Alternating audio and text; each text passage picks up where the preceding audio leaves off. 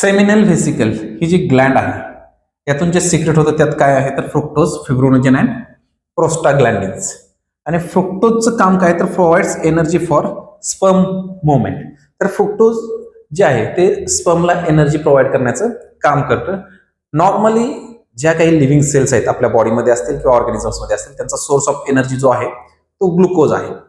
खूपच कमी प्रोकॅरेटिक कॅटेगरीतले जे काही बॅक्टेरिया आहेत तेच other than glucose as a source of energy म्हणून वापरतात. पण त्यातलेही बरेच बॅक्टेरिया आहेत की जे एनॉरोबिक रेस्पिरेशन करतात आणि ते सुद्धा ग्लुकोजचाच यूज करतात as a source of energy. आपल्या बॉडीमधल्या सेल जे आहेत त्या सगळ्या युकॅरियोटिक कॅटेगरीतल्या आहेत आणि ऑल युकॅरियोटिक सेल्स ह्या ग्लुकोजचा as a source of energy म्हणून यूज करतात. फक्त मेल स्पर्म जे असतं त्याचा सोर्स ऑफ एनर्जी फ्रुक्टोज आहे. हे असं काय तर ह्याला रिझन रिस्पॉन्सिबल आहे इव्होल्युशन. मेल स्पर्मला फिमेल जेनायटल रिजन मधून बरंचसं डिस्टन्स ट्रॅव्हल करायचे, त्यासाठी खूप एनर्जीची रिक्वायरमेंट आहे, ते स्विम करत जातं.